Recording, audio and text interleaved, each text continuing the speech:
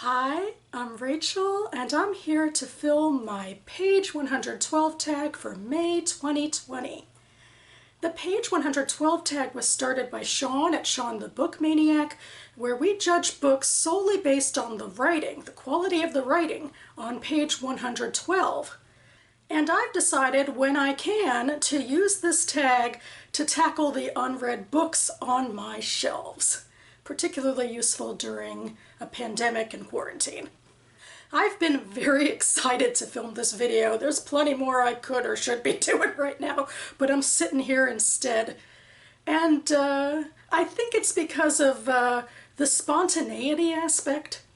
Most of my TBR I plan well in advance. I'm docking things off the top of my Goodreads TBR, or I'm fulfilling prompts having to do with readathons or monthly themes or what have you. But there's just not much chance for me to decide on my own to randomly pick something up and read it, more or less. I am, after all, doing kind of a game here. My goal with the page 112 tag is to pick out 3 books from this handy-dandy feline bibliophile mug. And then I will read page 112 from each, and I will decide which one of those 3 books will join my May TBR. So here we go! Going for book number 1.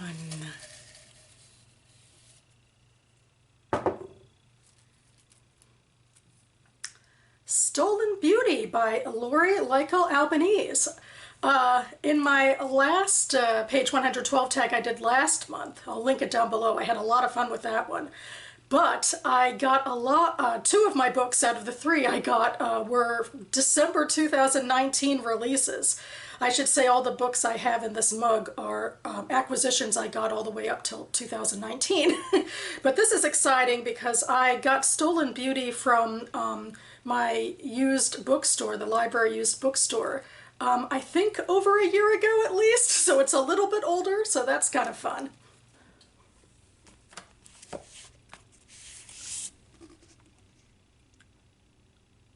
All right, now book number 2, go over here. The Girl of Fire and Thorns by Ray Carson. All right, this is an interesting one because this is YA fantasy. And what I've discovered from the page 112 tag, because I did a lot of videos for this prompt in years prior, is that it works a lot better for literary fiction than genre fiction.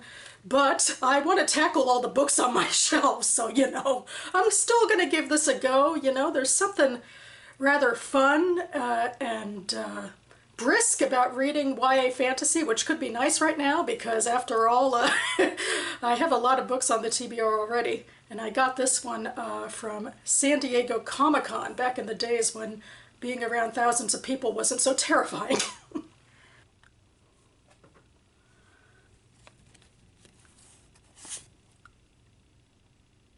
And finally, book number 3. Let's try to go to a new area, maybe? I don't know. Well, we're gonna go, nope, we're gonna go right here.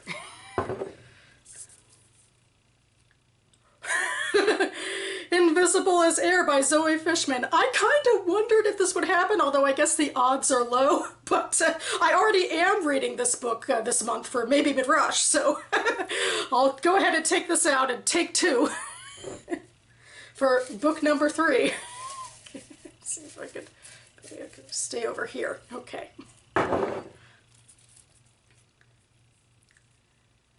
The Sound of One Hand Clapping by Richard Flanagan. All right, we are back to December 2019 acquisitions with this one. This was a book that was gifted to me by my mother for the winter holidays. She enjoys surprising me with things that aren't already on my egregiously long TBR. So I don't have much idea of what this book is about, but I guess I'm going to find out a little bit now. Ba ba ba ba. And I'll be back in a minute to tell you my thoughts about these pages 112. Okay, I'm back and ready to go. Hopefully my battery will stay with me. And I'm going to start with the first book I pulled out, which is Stolen Beauty by Lori Lyko Albanese.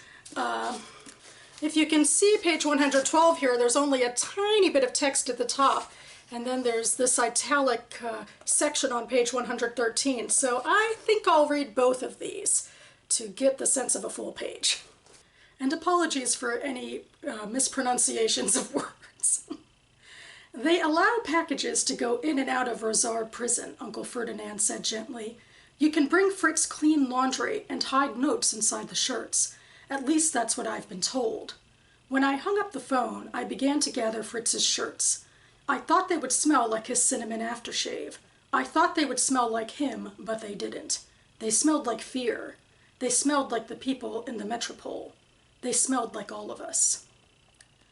The painter shuts his work trunk and stacks it on top of the brown leather suitcases. The cats are mewling against his legs, brushing their tails along the blank canvases he's tied together with a long rope.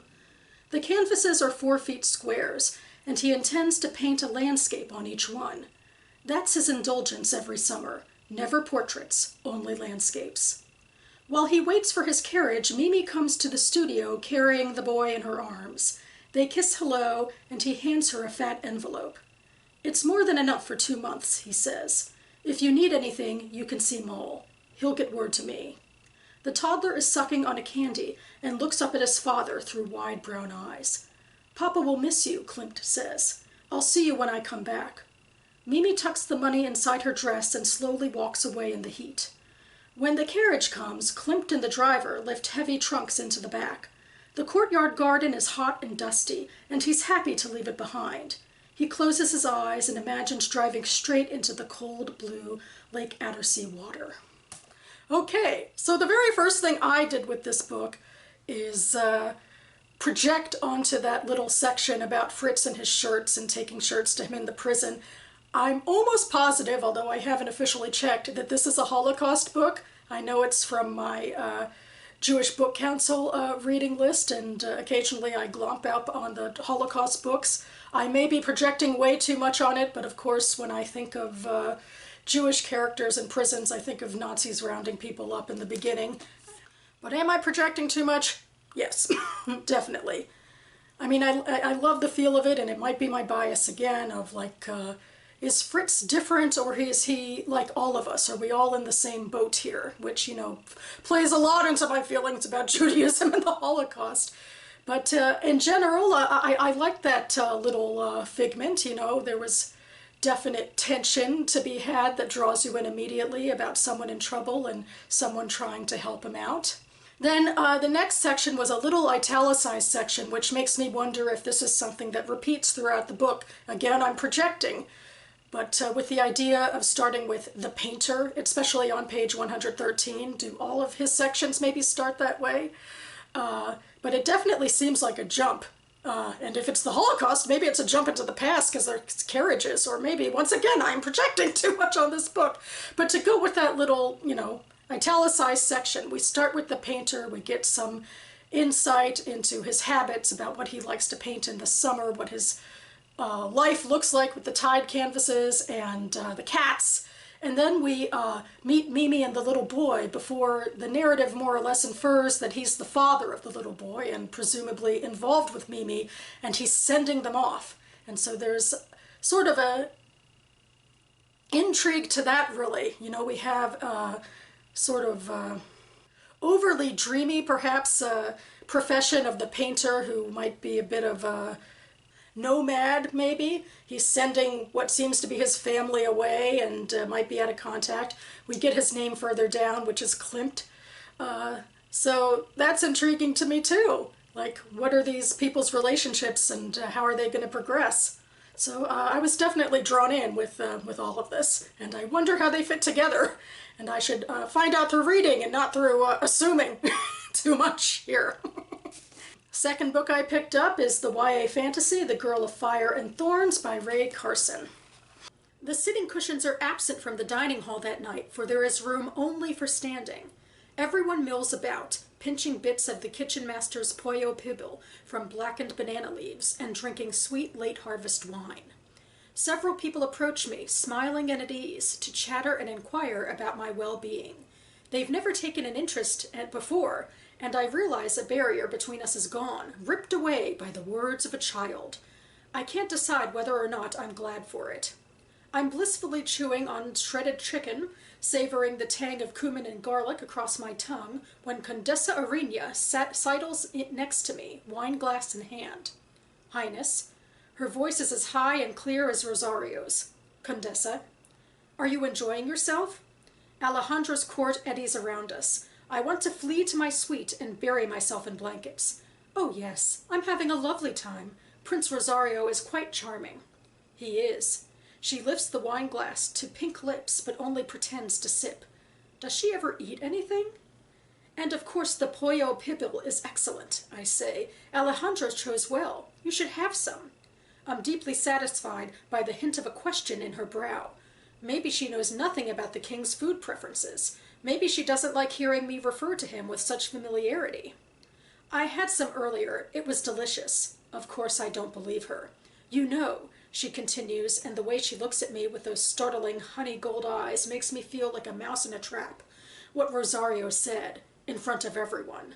No one really thinks that about you. So I pre-read all of these page 112s or equivalents, and the first thing I remembered upon reading this one is that this is one of the page 112s I read about a year ago, or who knows how long ago now, for a YA fantasy version of the page 112 tag, which convinced me that this tag works better for literary fiction. I'll link that video down below. That being said, this was the book I liked the most out of the page 112s I read, which is why it's still on my shelves. I really liked the court intrigue and, you know, the internal battling going on about trying to assert yourself in a power structure. There's a lot of hints about interesting dynamics between characters in this section.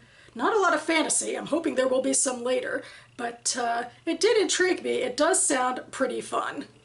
And finally, book number 3, The Sound of One Hand Clapping by Richard Flanagan. I'm actually going to start on page 111 because there's a really long run-on sentence at the beginning where we're in media res of it at the beginning of page 112. So I'll start on page 111 and maybe stop a little early. In contrast to those of his old friend Bohan Bouillot's, Jiri's dreams were anything but troubled. He ate heavily, drank overmuch, and slept easily. In his dreams he had a constant trouble remaining fixed to the earth, and he had a tendency to begin to rise up into the air, sometimes only a matter of inches, and at other times a matter of many meters. At which point, and from which unique vantage, he had this particular night the curious power of seeing into people's souls, which, he discovered, sat somewhat peculiarly like a luminous cockatoo's sulphur crest attached to the back of the crown of the head. He saw Bohan, an old bird in a cage, incessantly plucking out all his feathers, and every day the feathers to the bird's chagrin growing back. He saw Sonia's crest, and bizarrely it looked like a feathered egg. He smelt the sleeping form of Helvi, who lay on her side next to him. A warm and heavy smell, like compost, he thought. For all the many, many years he had been with her, he always loved the secret joy, the complicity, the extraordinary sensation of smelling Helvi as she slept. He gently pressed his nose a little closer to her wind-cheated back, and intoxicated with the strength of the heady smell of Helvi, a smell somewhere between fruit and bread, he found himself soaring once more in his dreams, far, far above the ground, searching for cockatoo crests. Then, suddenly, he was falling out of the sky and crashing into the earth, and he had awoken with a sudden start and a few wild groans and grunts to find that Helvi was no longer lying next to him, but sitting up in the chair next to their bed, looking at some old photographs. "I couldn't sleep," Helvi said, seeing her husband awake. Okay, so this is one where I almost feel like I'm doing the page 112 tag wrong. There's definitely some beautiful evocative language in this dream sequence, and I guess what I was particularly drawn to was when Jiri, the main character it seems like, or the POV, was thinking about the smell of his wife Helvi, and it sort of connected the characters and made a relationship between them. because otherwise all of this language, as interesting as it is about soaring over and birds, you know, it's interesting, but I am drawn more to characters and relationships rather than sort of rambling thoughts, especially dreams, which, you know, you have to, I guess, understand the characters a little better before the dreams are anything but just a bunch of pretension. And not to mention that there's a lot of run-on sentences in this, which can be beautiful but also distracting and certainly difficult to read aloud, and probably your mind can run away from you while reading, or at least mine can. So it's both, I don't know, beautiful, pretty writing, but also distracting, overwrought writing, I think. And there is enough of a character thing in here that interests me, piques my interest a little bit, but certainly that's not the point of this one particular page. Hopefully they have more of a relationship throughout the rest of the book. But in specific to page 112, I guess it's not grabbing me as much. So here's my thought about the book I'm going to read, because I liked all of them, but to sort of flagrantly disregard that page 112 works better for literary fiction, I think I'm going to go with The Girl of Fire and Thorns by Ray Carson. And again, you know, the page 112 was fun. You know, it was fast-paced and lots of courtly intrigue. Seems like a really fun escapist piece of fiction, and frankly, beyond the page 112 tag, that's something I would like right now. I've been reading a lot of heavy nonfiction and stuff like that. I have a lot of books on the TBR, so if I'm going to add one more, hopefully this will move fast and be fun. It's a little over 400 pages, but you know, it's YA fantasy, so hopefully it'll be fine. And since I've already read page 112 for this twice, I feel like it's time to actually read the book and give my thoughts and move on. So that about covers it for me now. You can find Goodreads links for all of the books mentioned listed down below. And as a little outro treat, along with the vacuum starting in the hallway of my condo, I thought I might highlight a particular YA booktuber who does TBR games, because I've been watching a lot of them lately. I find them really fun, and I guess once again it's just speaking into my desire for spontaneity in my reading, and I love how they have accomplished this through these games. And in keeping with this YA fantasy theme, I'm going to highlight Rachel's Realm, which is a TBR game where the booktuber picks her books, and through some rules that I don't actually completely understand, I should probably rewatch her first video, she is making herself a fantasy realm map, which looks really cute, and I love the music in her videos, so I'm really enjoying them, so check her out. In the meantime, I'll be back on Friday with my Friday reads to see how well I do with actually completing books. And thanks so much for watching, everyone. I'll see you next time.